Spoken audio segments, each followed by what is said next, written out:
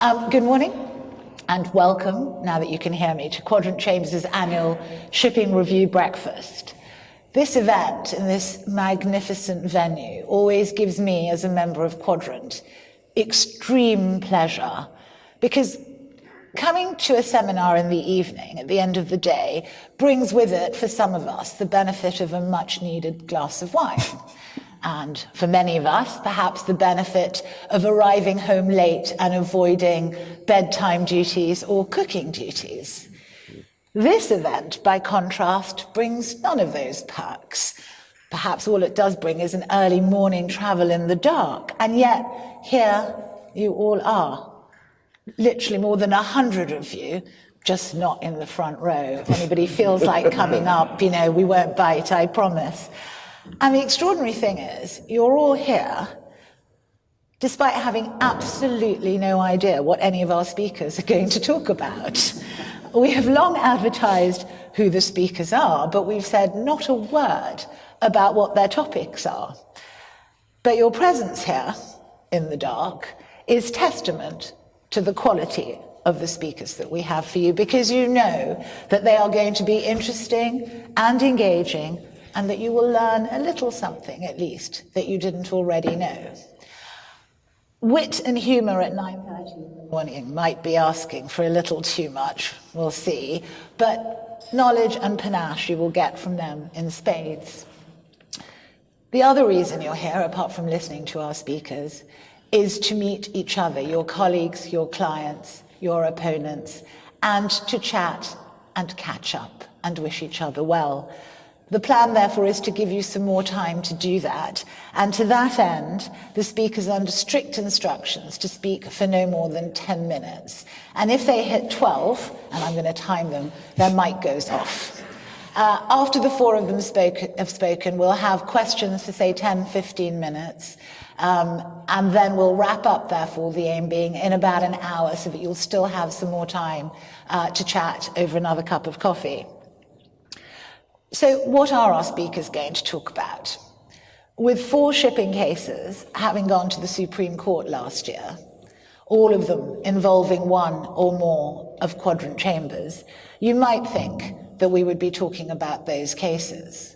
But nah, we've already covered those in the brochures that you've got. Well, there are articles about all of those, so we're not going to bother with those. We're going to talk to you about 4 different topics which are at the very heart of shipping. First up is Chirag Karia KC, who is going to discuss the Star Antares, which resolved a fundamental thorny issue in relation to general average, which has been debated in books and advices for nearly 20 years. In fact, I looked it up. I did one on the very topic 2 years ago, and I'm not going to say which way I leant. Chirag has been described in one directory as, and I quote, a very rare combination of tenacious advocacy and academic excellence. And I can vouch for that because Chirag and I go back a rather long way. We were in the same college together at university, with Chirag 1 year ahead of me. We teamed up for mooting competitions. I think we made it to the semi-finals of the Observer mooting. I think we won the Cambridge one. Oh, did we? Okay. Chirag was obviously the leader and more on the ball, with me being a respectful junior. But I knew from way back then, watching him, that he was indeed and is an astute and effective advocate and a lawyer with great intellect. I'll save him his blushes, and I won't tell you our nickname for him back then. Chirag, over to you. Thank you. Good morning, everyone. So, as Poonam pointed out, I'm going to be talking about the Star Antares, which almost on the 30-year anniversary, 29-year anniversary of both the Congen Bill 1994 and the York-Antwerp Rules 1994, resolved a very vexed question about which version of the York-Antwerp Rules apply under the Congen Bill 1994. Now, to put that question in context, I don't think I probably need to introduce the Congen Bill to anyone in here, but the Congen Bill 1994 in particular is the most widely used bill of lading with charter parties, and if not maybe the most widely use standard bill of lading at all. And as the word says, it's used with charter parties. And the question that has bedeviled people ever since 2004 is which version of the York-Antwerp rules does one apply when carrying out a general average adjustment when that bill of lading is used, as it commonly is. And why is that a question? It's a question because Clause 3 of the standard form provides that general average shall be adjusted, stated, and settled according to the York-Antwerp Rules 1994. And the next are the crucial questions, crucial words, or any subsequent modification thereof. So now, everything was fine and hunky-dory until 2004, because up until that time, there were only the York-Antwerp Rules 1994, and you simply applied those rules. However, they were introduced in 2004, the York-Antwerp Rules 2004, and then again in 2016, there was yet another version of the York-Antwerp Rules. And the question then arose after 2004 and more acutely after 2016, which version of the rules should be applied when conducting an average adjustment. Do you apply the 1994 because the 2004 and 2016 are not modifications of the 1994, but there are new rules altogether? Or do you apply the new rules that then prevail? This was particularly important for ship owners because the ship owners absolutely hated the 2004 rules. It was very adverse, it affected them adversely if those were applied. Now, in fact, what turned out is the received wisdom within the adjusting community, and indeed, as I'll show, amongst legal commentators, was that the 1994 rules continued to apply, and that the 2004 and 2016 rules were in fact new rules and not modifications. Now that one sees start right from 2004, because when the new 2004 rules were promulgated, there was a piece by the Association of Average Adjusters, which reported on the CMI conferences and pointed out that both the International Subcommittee and the plenary sessions of the CMI had made it clear that the 2004 rules were not simply an amendment or modification of the 1994 rules, but they were new rules altogether. And in fact, in that commentary, the specific issue of Congen Bill 1994 was addressed, and it says the 1994 rules will remain applicable because the 2004 rules are new rules and not modifications of the 1994 rules.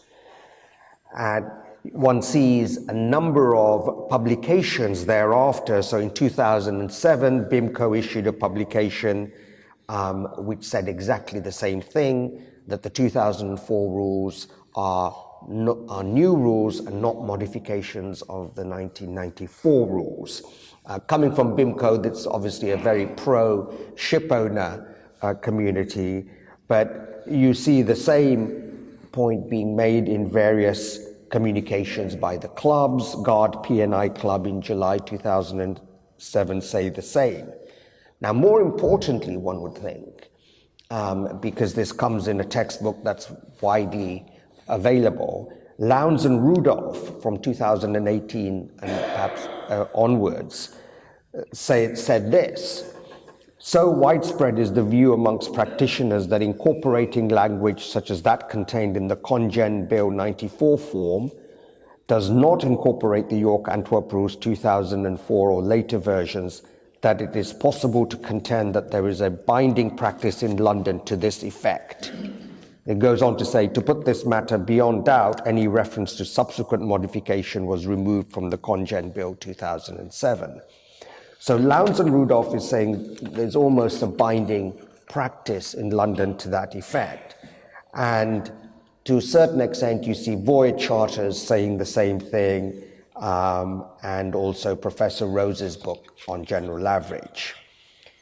Now, it's in the background of this that a case I was involved in, the parties agreed to go straight to court on a question of construction under Part 8 to determine which set of rules the adjusters should apply.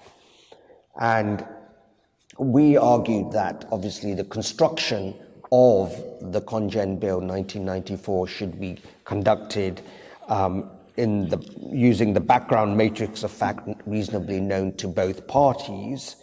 There were a number of cases that hold that certainly guidance notes, such as the BIMCO special circulars, can be taken into account when construing standard form contracts. And indeed, there was a decision of the Privy Council that said the market understanding of the meaning of certain terms could also be used to guide the construction of those words. And on that basis, and based upon the documents that I've mentioned, it was argued that the 1994 rules applied. Mr. Justice Butcher disagreed.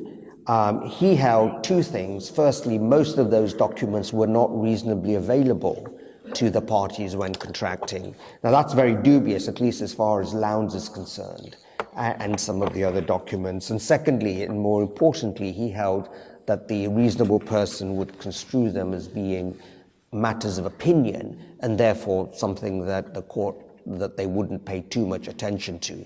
That again is debatable. But in any event, he held that as of today, if you use the Congen Bill 1994 form, the 2016 rules will apply. Now this creates a big problem, given the practice of average adjusters and the shipping community that has assumed that the 1994 rules apply to adjustments carried out under the Congen Bill 1994. First question is, what happens to adjustments that have been carried out under what we now understand to be the wrong rules? What is their validity? Second question, and the most important question, whereas the 6-year time bar limitation period applies under the 1994 rules, the 2016 and the 2004 rules both have a 1-year time bar from the date of the issuance of the adjustment. Now, you can foresee great problems where the adjustment has been issued under the 1994 rules, let's say 18 months ago, but not all sums have been recovered. Now, of course, those claims against those who have not yet paid their general average share will be time barred. And how does one get around that? And if that is the effect of this ruling, then surely that's going to undermine the fundamental Rhodian law principle that underlies general average, which is, to quote, that which has been given for all should be replaced by the contribution of all. Finally, is how does one get around this for the future? Well, one option would be to delete the text or any subsequent modification thereof in the Congen Bill 1994. Second would be to use the Congen Bill 2007 form, which has that text deleted. The other way, perhaps, of doing it would be to require any general average guarantee or bond, or preferably both, to specifically set out the rules that will be applied to the adjustment. So that takes me to just under 10.5 minutes, and I think I won't be castigated, and I'll pass on back to Poonam. Thank you, Chirag. 10 minutes, 21 seconds I have, so that's the time to beat. Next up we have, Next up we have Craig Williams. Now, of course, Craig brings the youth to this panel. I realise with some consternation that he may well have been a mere twinkle in his mother's eye when Chirag and I were at uni together. But despite his youth, Craig has accumulated a strong and ever-growing following of solicitors and clients who rightly recognise, as the directories say, that Craig, and I quote, has a very sharp mind, is commercially astute, and he goes the extra mile. Craig is going to discuss the Court of Appeal decision in the Doric Valor, which concerns the difficult issue of when cargo claimants can claim in respect of loss that some might say they have not actually suffered. Craig's going to roll his eyes, but I'm going to say this bit anyway. Every barrister remembers the first time that they fly solo in the Court of Appeal. It's terrifying and very different being in the RCJ with 3 of them rather than just one bearing down on you from up high. It must be even more terrifying these days, doing it for the first time, when you know it's being beamed on the internet and all your colleagues and friends can watch it. Which I did in December, as Craig did a fantastic job in his first solo appearance in the Court of Appeal in the Doric Valor. Craig. Well, the upside of it is it gives me the chance to shamelessly self-promote, so there we are. Much like Volcafe, this case started out as a relatively modest cargo claim. The basic fact pattern is that a cargo of soybeans was loaded in good order and condition, with clean bills of lading, and during transit, and in breach of the contract of carriage, owners had heated a fuel tank adjacent to the cargo hold, which had caused heat damage to a portion of the cargo in one hold. An important point to note, which will be explored later, is that this breach of contract was only admitted in an amendment to the defence a few months before trial, owners originally running an inherent vice defence.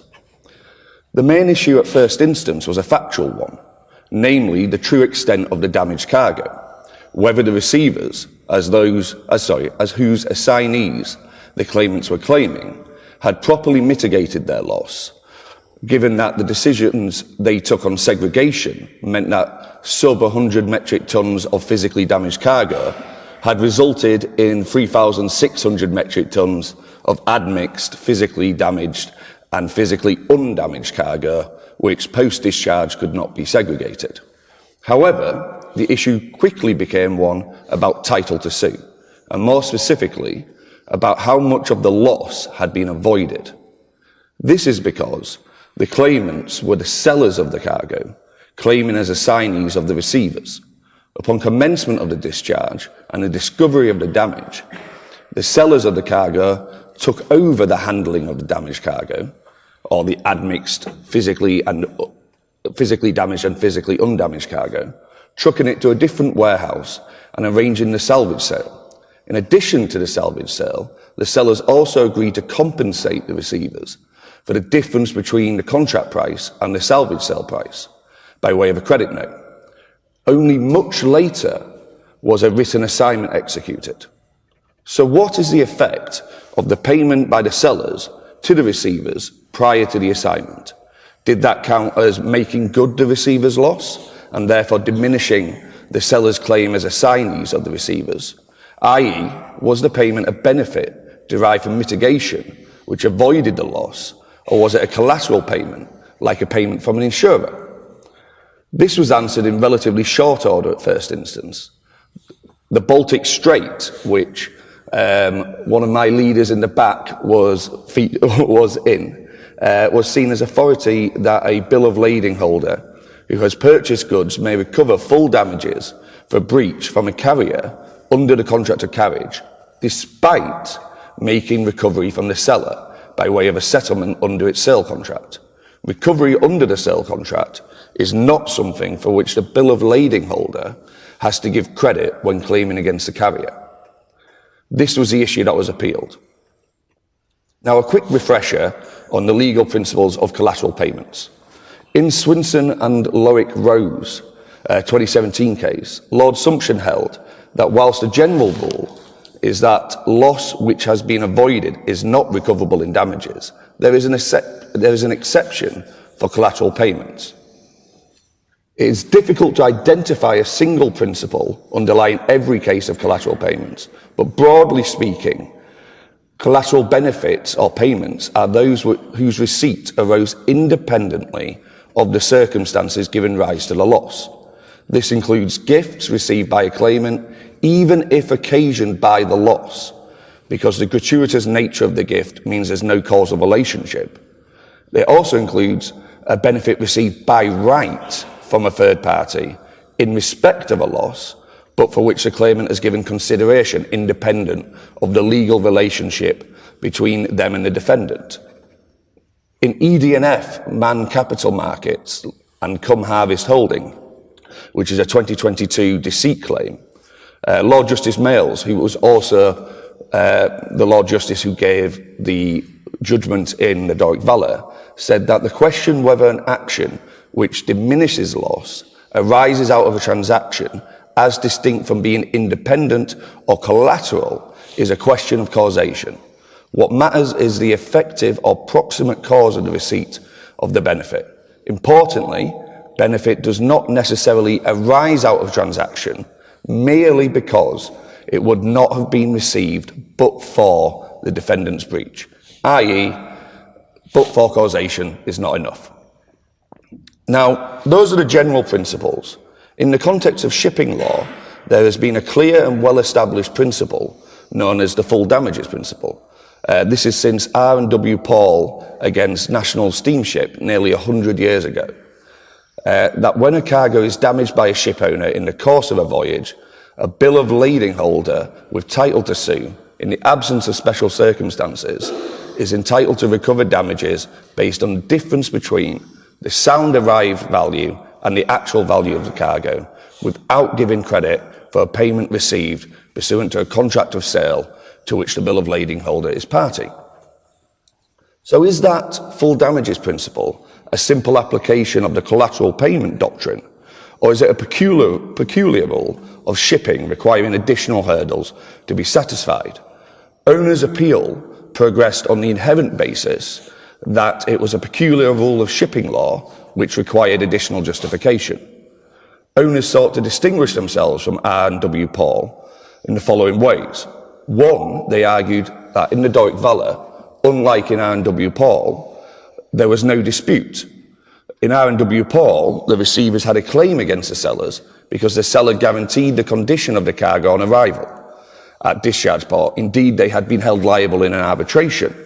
However, in Doric Valor, the sale was on CIF terms, with risk passing at load port and with quality finally determined at load port.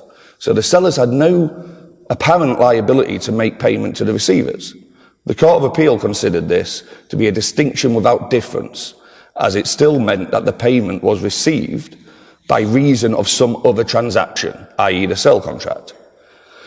The Court of Appeal also found that there was indeed a dispute, and whilst that dispute might have failed, given that it was possible at the time that the owners would argue, as they in fact did, that the damage was caused by inherent vice, then it was understandable that the parties conducted themselves in the way they did.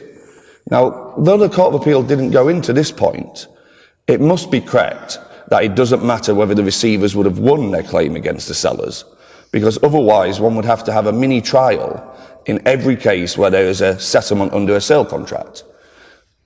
The second distinction was that in R.W. Paul, it was a representative claim, i.e. it was brought in the capacity of the bill of lading holder to account to its seller for any damages received from the ship owner.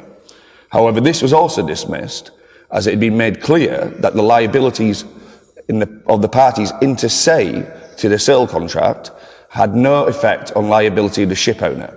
In any event, such an obligation to account is simply theoretical in most cases, as normally a cargo insurer will pay out to the cargo interests and then bring the claim on a subrogated basis. The second shipping case that was considered was the Sanix Ace. This was a case where risk had passed to receivers, but title remained with the sellers at the time of discharge. Owners relied upon this case to say that it somehow restricted our R&W pool to mean that the full damages principle was only applicable when the cargo interest suing owned the cargo at the point of damage. On that basis, they argued that the Baltic Strait was wrong in extending the full damages principle beyond that situation. This was rejected, as whilst there was consideration in that case, i.e. R&W Paul, of how the plaintiff acquired property in the cargo, that was because of the statutory framework which was applicable at the time. Indeed, that makes a lot of practical sense. Much like the issue of requiring a claim against the sellers or buyers to have merit, if a collateral nature of a payment were dependent upon whether the claimant had property in the goods at the time of the damage, this would undermine the certainty of the rule, given the difficulties that are often faced in determining the precise time of in-transit damage and the common practice of multiple sales during transit. It would once again result in mini trials to establish who precisely owned the cargo at the precise time. Now, as such, the full damages rule is justified as a simple application of the collateral payment doctrine to the shipping context, where payments under sales contracts are considered to arise independently from the breach of the ship owner of the contracted carriage, with no need for additional hurdles, such as proof that the claimant could have succeeded in a claim against their sellers or buyers, or that the claimant owned the cargo at the time of the damage. Thank you. Thank you, Craig. I think you left out an important thing. Were you the winner or the loser? Always the winner. Come on. Next up is Tom Macey-Dare KC, who's going to talk about the limitation conventions.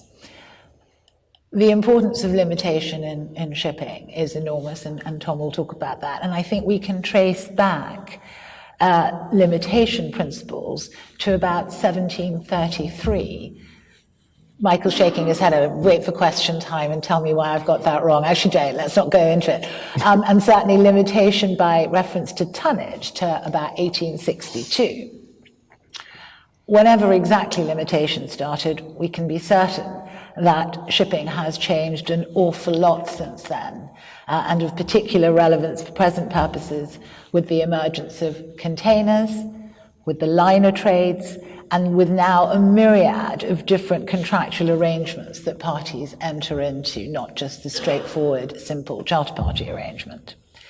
Tom's going to steer us through some of the difficulties that arise marrying the limitation convention wording with modern day shipping practices, including, as discussed in the recent case of the Express Pearl, and also, as will be discussed in 27 minutes or so, as the Supreme Court hearing in the Flaminia kicks off this morning. Now, there were so many fantastic things that are said about Tom in the directories that I was struggling to pick just one or two. And it's the range that's so impressive. Tom is praised for his specialist admiralty knowledge, but the directories then also discuss how his style is particularly effective in arbitration. His ability to digest hugely complex technical issues is another feature that is much discussed in the directories.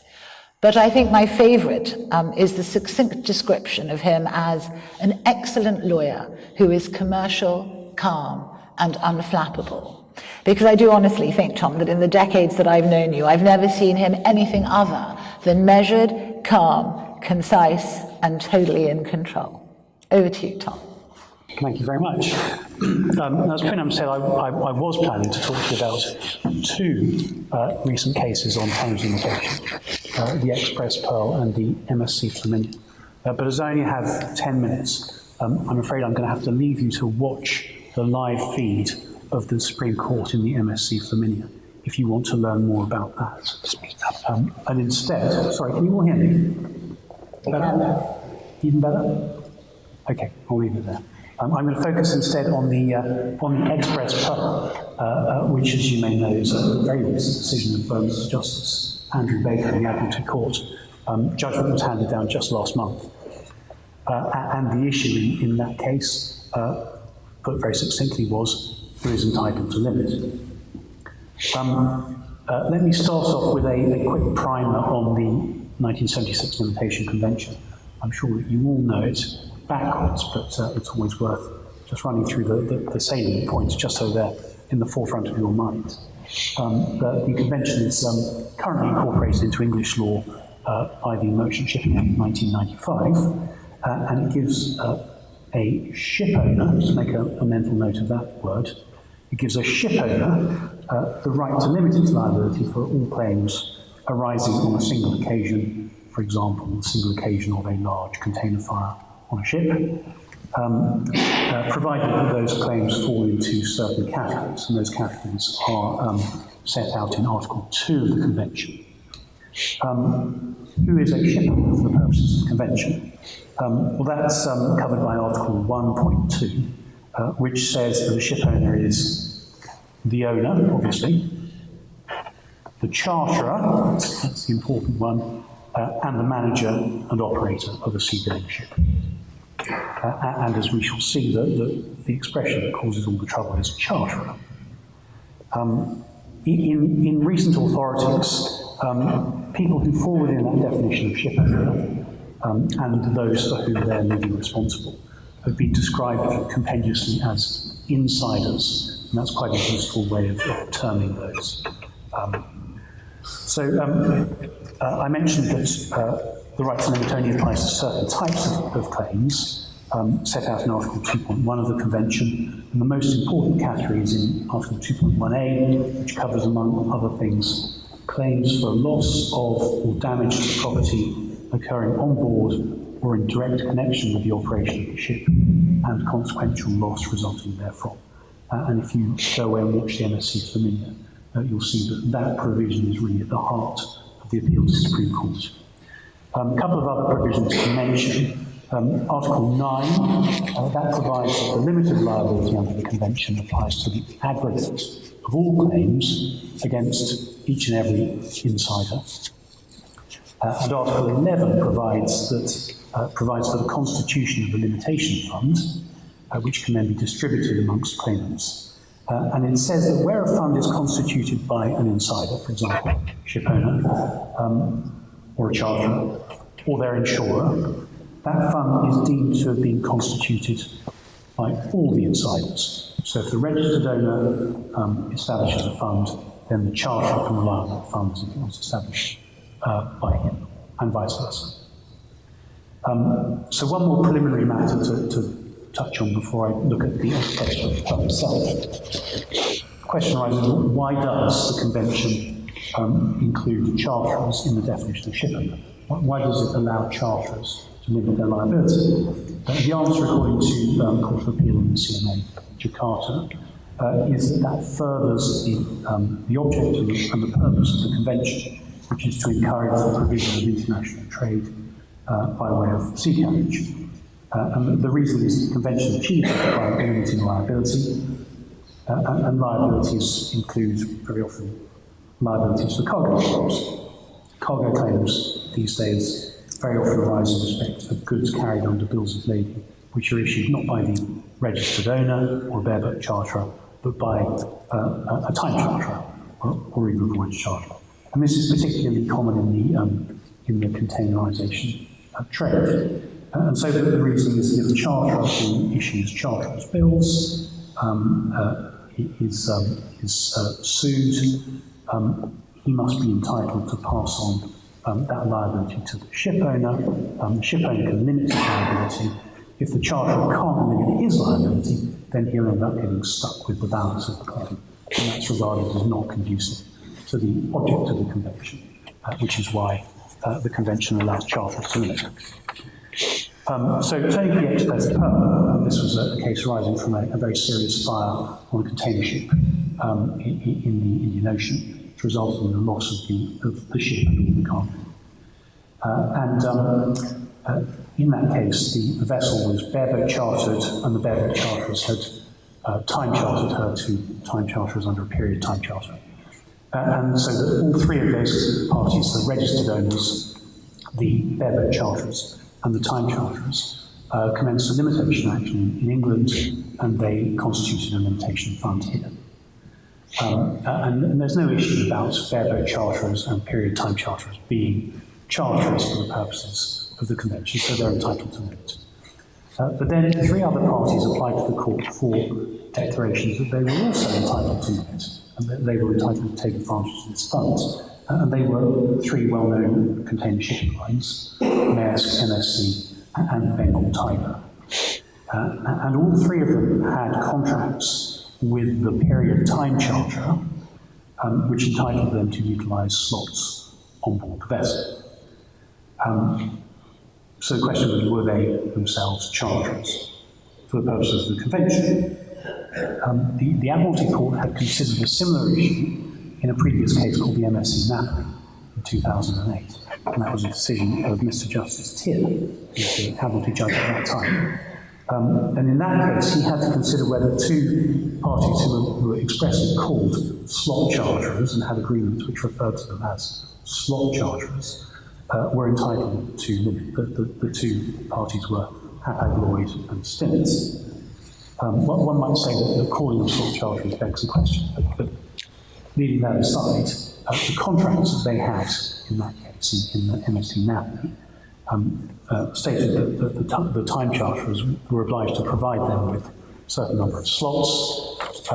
They were obliged to pay a sum called slot charter hire for those slots, and the contract also provided that they were to issue their own bills of lading for goods shipped pursuant to that arrangement.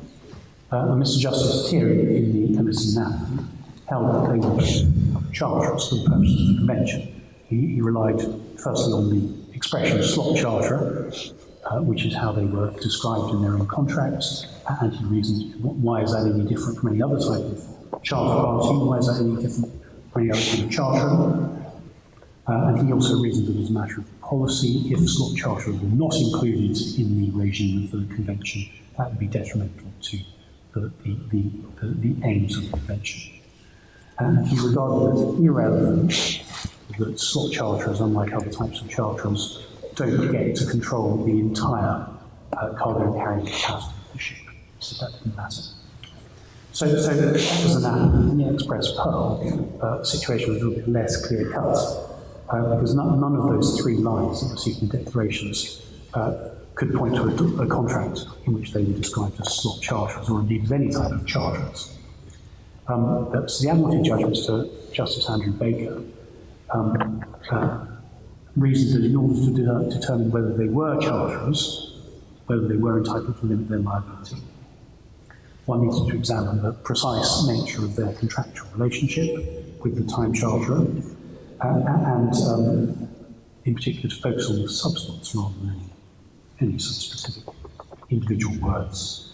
And he reasons, this is the very important part, that normally a party would be considered to be a charterer for the purposes of the convention, and therefore entitled to limit its liability. Has a contract with the disposer, so in this case the time contract, and under that contract it's entitled to utilise part of the carrying capacity of the ship. Importantly, it's entitled to do so that it can discharge its own obligation as a contracting carrier with its shipper. And ordinarily that means that it will be somebody who issues its own house bills of lading. And he concluded that on the facts, all 3 of the applicants satisfied that test.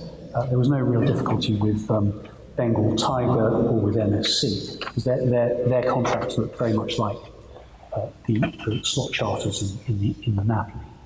Maersk's contract was a little bit more difficult because it treated Maersk more like a regular shipper than any kind of charterer. In particular, the contract did not oblige Maersk to utilise or pay for any slots on the vessel, and it didn't guarantee to make any slots available to Maersk. It merely gave Maersk priority for slots it wanted ahead of other customers of the time charter. So it didn't look very much like any kind of charter party. But this contract between Maersk and the time charter did very importantly expressly contemplate that Maersk would be a contracting carrier in respect of the cargo that it shipped, and that it would issue its own bills of lading to the shippers of that cargo. And that was the clincher for the judge. So standing back, the judge's reasoning is his focus on whether the person who claims to be the contractor is going to be a contracting carrier. That points to an important conclusion, which is that it's all very well saying that people like mayors and MSC are charterers. It would also mean that NVOCCs, non-vessel operating carriers, who proliferate around the world, who do a lot of business in the container industry, but who issue their own bills of lading, suggests that they too would fall within the definition of charterers in the convention, and that they would be entitled to limit their liability. And the judge in the Express Pearl expressed the knowledge that that might well be the case, although he didn't have to decide the point. And from a policy point of view, one can see the sense of that, because just as the convention wants to prevent charterers from having to hold the baby when a claim is made against them, similarly, the same policy would require NVOCCs, who are also going to be primarily liable under bills of lading, to have the same protection, so that they're not left holding the balance of the claim that they can't pass up the line because of limitation. But it does seem, one might say, a bit of a stretch to say that an NVOCC, particularly one that might even just ship one container on a vessel, could be described as a charterer of that vessel, as a matter of ordinary language. But as I say, that's not been decided by this case. So that's a very, very quick. I can see Poonam is about to tell me to shut up, so I will do so. Thank you. Thank you, Tom. Last but not least is James Tanner KC. James is going to do a review of various regulations, some already in place and some to come into force, where the common theme is, to put it broadly, a concern to protect the environment. And I honestly think there is no shipping barrister in the United Kingdom who knows more about all the initiatives and rules that have been put into place and that need to be put into effect in order for the shipping industry to improve its environmental footprint and meet its global responsibilities. I'm hugely grateful to James because he always knows the answer to any question that I have in this area, and also because with his genuine interest and concern, James rightly reminds Quadrant Chambers regularly of its environmental responsibilities. And James's concerns and endeavours were rightly recognised last year when he was shortlisted for the Legal 500 Environmental Sustainability Bar Champion. But James's mastery of Admiralty matters is more widespread than just the topic today. It has rightly been said in a recent directory that James, and I quote, is a superlative wet lawyer. What James doesn't know isn't worth knowing. I'd rephrase that personally. Poonam's quote is, James is a superlative shipping lawyer. What James doesn't know isn't worth knowing. James. Thank you very much, Poonam. As Poonam has signalled, I'm going to cheat and be a little Janus-like in my regulatory review of the year and look forward as well as back. And there are 4 distinct areas which deserve our attention, which I'll take in turn, and they are new UK regulations, secondly, the EU legislation in relation to marine fuels and emissions, thirdly, the IMO MEPC meeting, which is coming up in April, and finally, the coming into force of the Hong Kong Convention on the Recycling of Ships. So new UK regulations.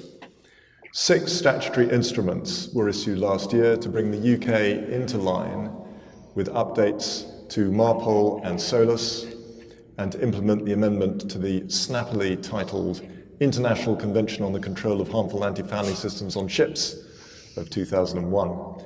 And that was an amendment made by the IMO MEPC in 2021. Among other effects, the mandatory parts of the following international codes are now part of UK law, and so are applicable to UK flagships and ships visiting UK ports.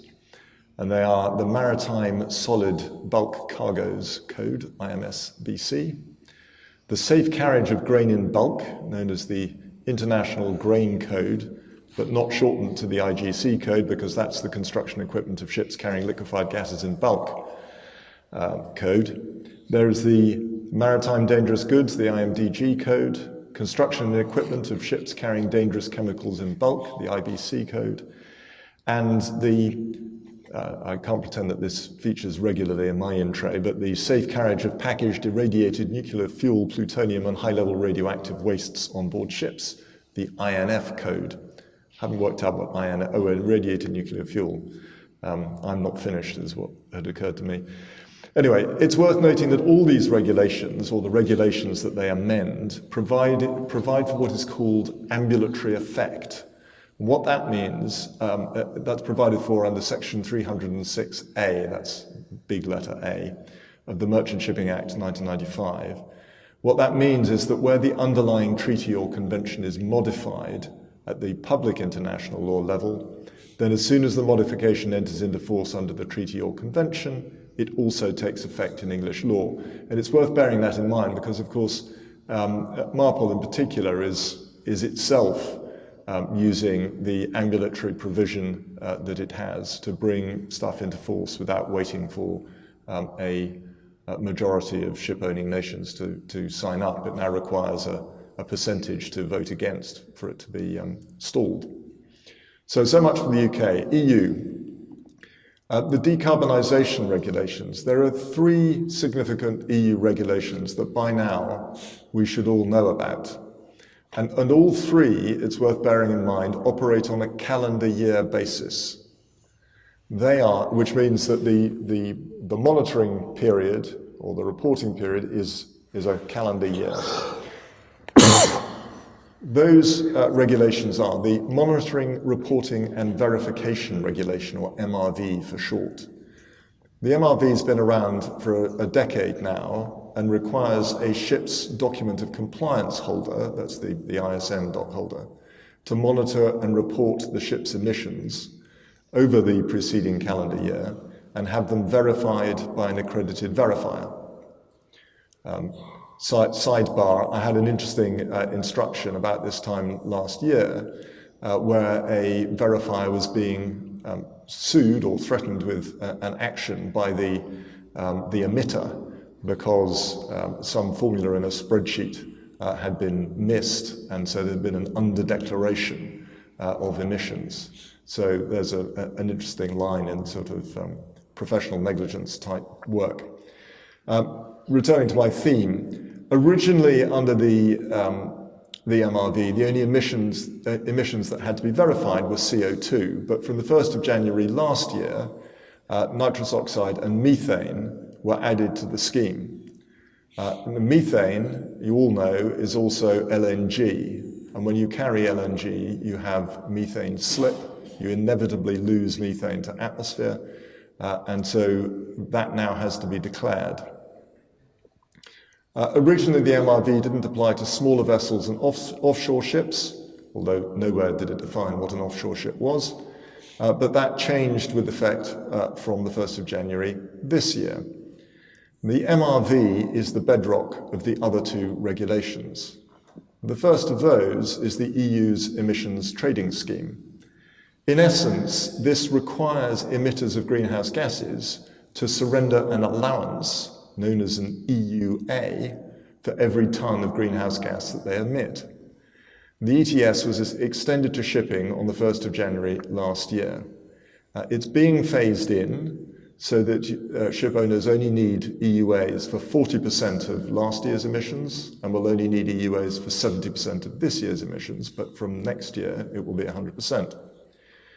So the reporting phase of the first year of application is currently underway. Shipping companies should have reported their figures to their verifiers by the end of last week. So now is the verification phase, and then there'll be a reporting process. And it's all done, I think, by September. Now, shipping companies have to buy their EUAs. Unlike some other industries, there's no free issue. But there are two features of this regulation that are peculiar to it and that we need to know about. The first is that the shipping company to which the regulation is directed does not have to be the document of compliance holder. But if it isn't, it can only be the registered owner of the ship. It can't be a bareboat charterer. It doesn't require much to realize that that could cause some issues. The second is that the member states, remember those, we used to be one, are obliged to ensure that owners are reimbursed by time and, in some cases, voyage charterers. As with the Fuel EU regulation that I will talk about in a moment, the EU ETS applies to voyages which begin or end in an EU port.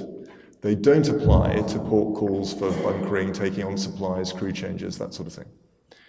If your voyage begins or ends outside the EU, then the charge is for 50% of the voyage emissions. If it's an intra-EU voyage, obviously it's 100%. There is an anti-avoidance measure to stop cargo being transhipped just outside the EU, so that only a very short voyage in is involved. Now problems, we like problems, problems are liable to arise where ships are sold during a monitoring period. Both seller and buyer will have an interest in ensuring that their respective liabilities under the scheme are properly regulated in the sale agreement. And if they're not, then anomalies and unplanned for losses and therefore disputes are likely to arise. The second regulation, and the infinitely more scary one, is Fuel EU Maritime. Fuel EU Maritime came into force from the 1st of January this year. All large ships, that's 5,000 gross tons and up, have to comply, regardless of flag, at the latest from shortly after their first EU port call this year.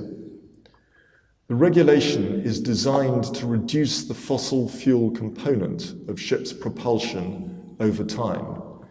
And what it does is look at the greenhouse gas intensity of a ship's energy requirements, measured on a well-to-wake basis. That's important, unlike the ETS, which is simply what you pump out into the atmosphere. This is also looking at the greenhouse gas overhead of creating the fuel or mining the fuel in the first place. And it measures the greenhouse gas intensity against a baseline. And then the greenhouse gas intensity then has to be reduced over time on a scale that starts at 2% this year and will eventually reach 80% on the 1st of January 2050, which is only 25 years away.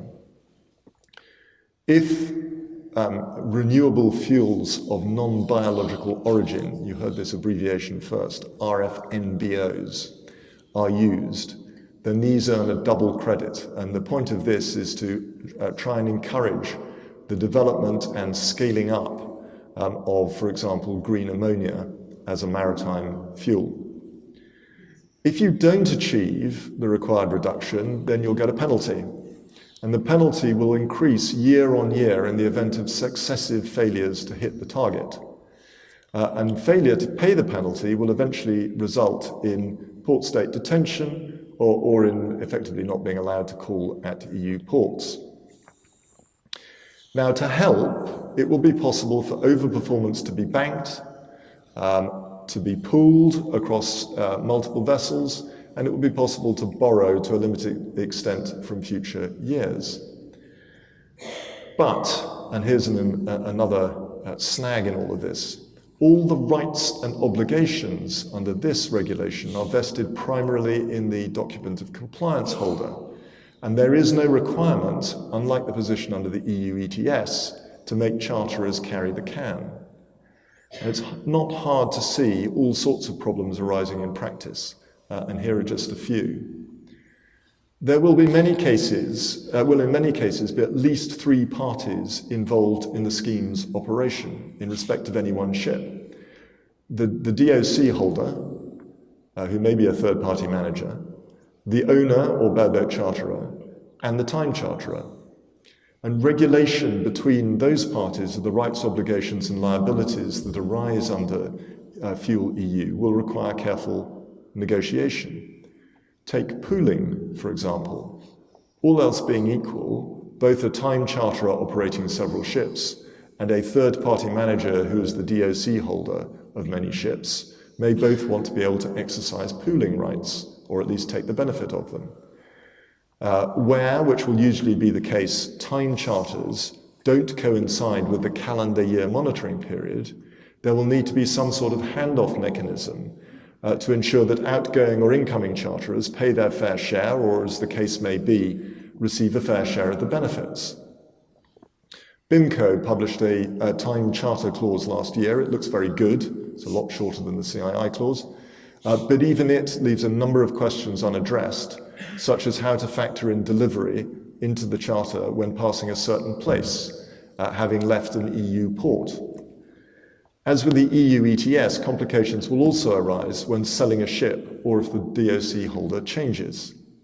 Now, the amounts at stake and potential complications with Fuel EU are considerable, and the same may be true of the scope for disputes to arise. Now, by way of footnote to all of this, what of the UK? Hurrah. In summary, the UK position is as follows. There is a UK MRV, and that now requires UK accreditation for UK MRV verifiers. There is a UK ETS, which will apply to domestic shipping of 5,000 gross tonnes and above from the start of 2026. There are no plans to extend the UK ETS to international shipping, smaller ships, or to methane or nitrous oxide, but you may be aware that there was a consultation on these topics that closed 2 weeks ago. So more may follow, but it looks like the UK will lag behind the EU for at least the next 2 to 3 years. I've overrun my time, so very quickly, IMO MEPC, the clever money, by which I mean the UCL Bartlett Energy Institute, which is very clever money, is on the IMO introducing something similar to Fuel EU Maritime in April, subject, of course, to the aftershocks of Trump 2.0.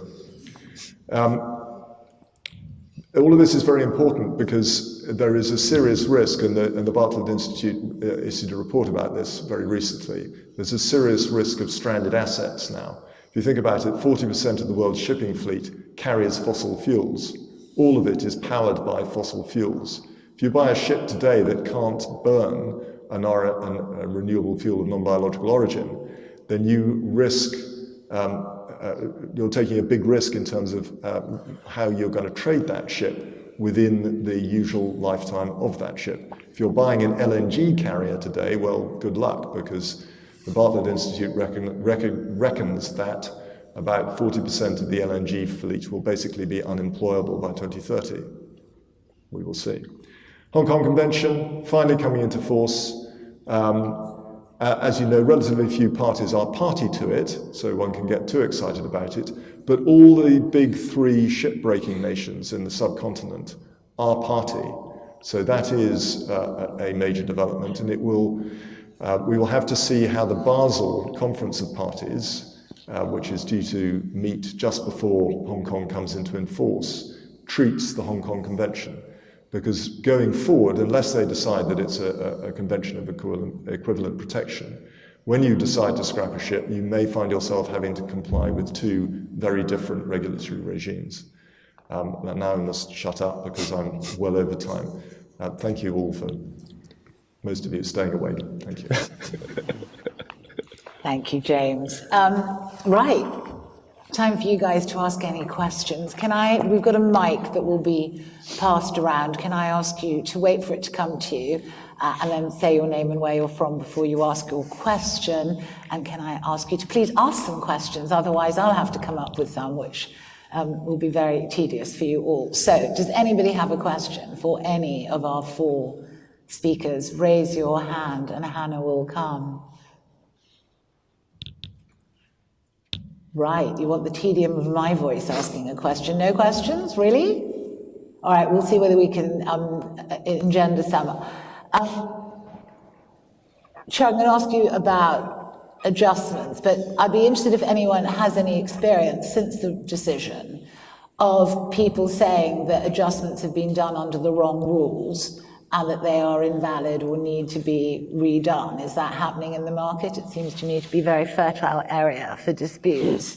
And Chirag, if an adjustment's been done under the 94 rules, in accordance with the thought processes in the books, and now it's known that that was wrong and it should have been done under a subsequent modification of the rules. Can you just do a new one and replace the old one, or is there a problem with time bar or trying to do a new one? How does it work? Any clue? Well, the answer to that is we don't have an answer as yet, and no doubt there will probably have to be some litigation on that. The question is whether the adjustment that has been carried out, we now know under the wrong rules, is thereby invalid, or whether it's simply an adjustment that you've made some mistakes in.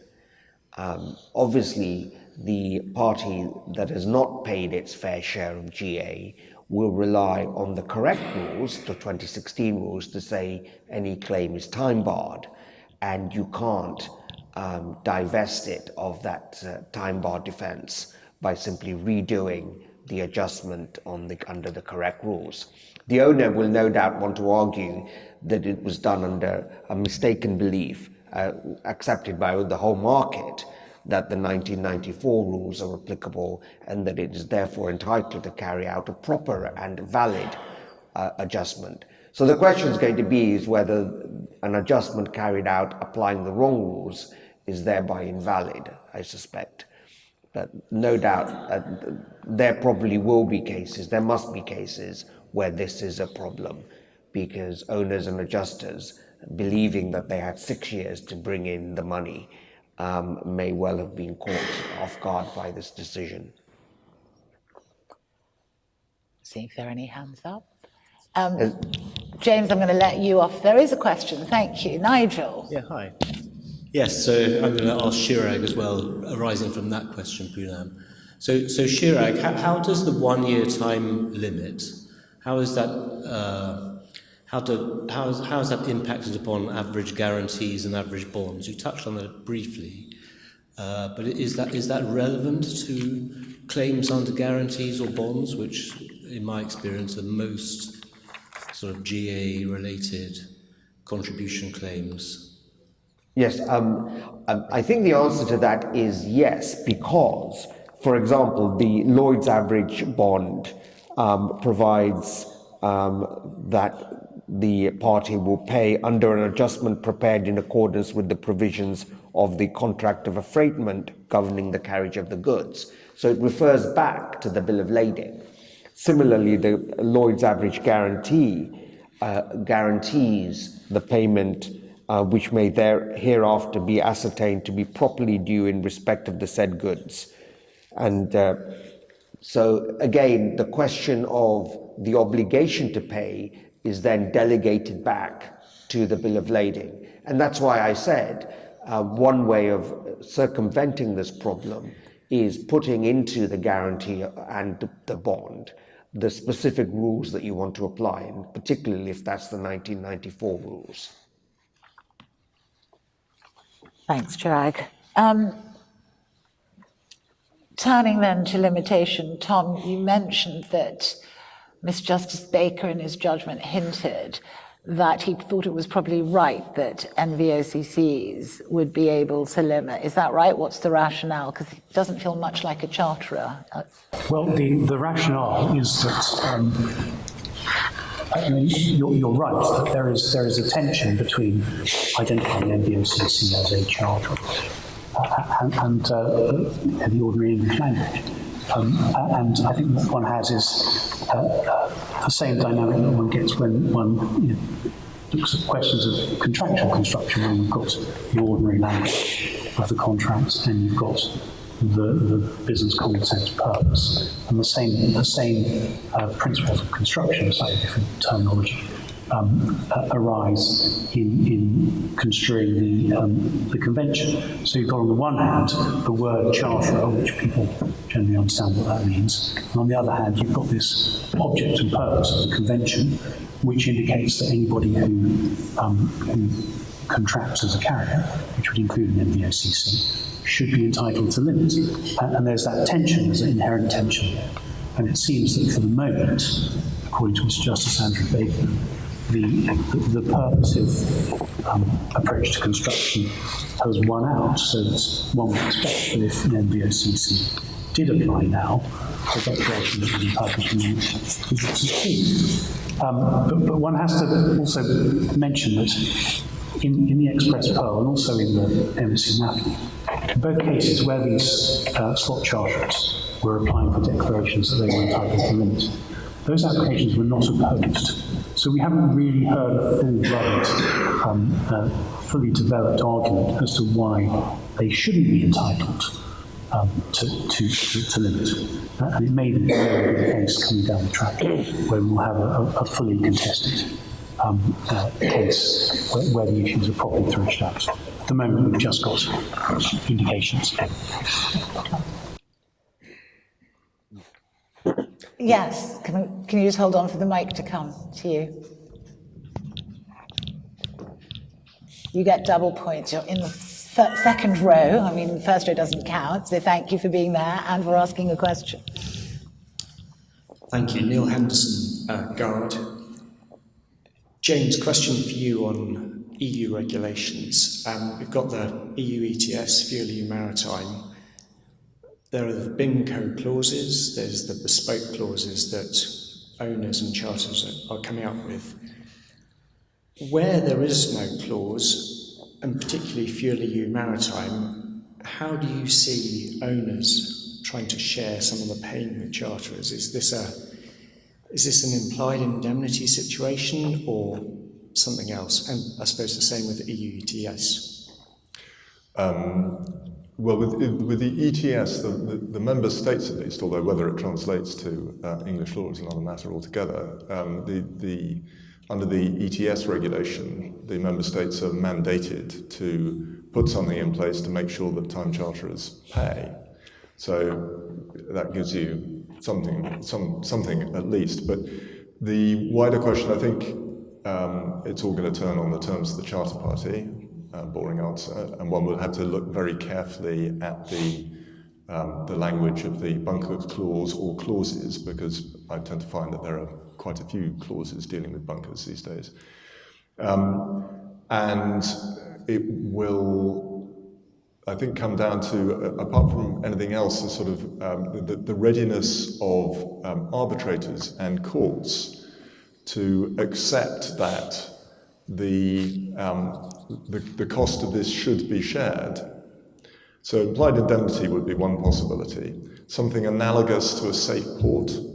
When you put fuels on board of a particular type, are they exposing the ship directly or indirectly to a penalty? Is another possibility. Where I see real complications, I mean, it's complicated. It'll be complicated enough to establish the liability in the first place.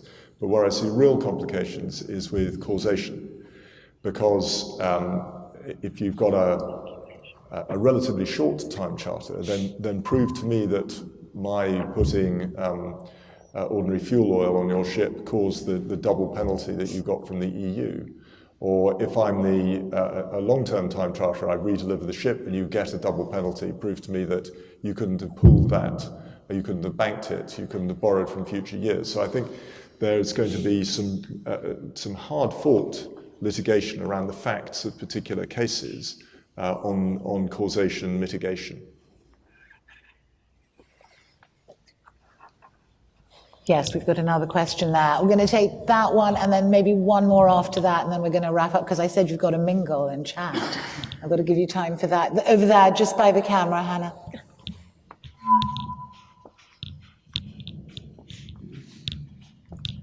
No pressure, Hannah. Take your time. Good morning, everyone. My name is Andrei Sholani. I'm with Floyd Zadkovich, and I have a question to James. James, thanks very much for giving the overview of various decarbonization measures. And my question is with respect to Fuel-EU, and in particular to the various flexibility mechanisms. One of them is pooling. One question that has recently come up in discussions with a client is how the pooled compliance balance is allocated between the members of a given pool. So the regulation, I think it's Article 21.8, if memory serves, says that the verifier shall record the pooled compliance balance, but it doesn't actually say that members can decide how that will be allocated between them. So what's your reading of that provision? Thank you. That's a good question. I have no idea. I think those are sorts of questions which are probably going to be litigated up to the European Court.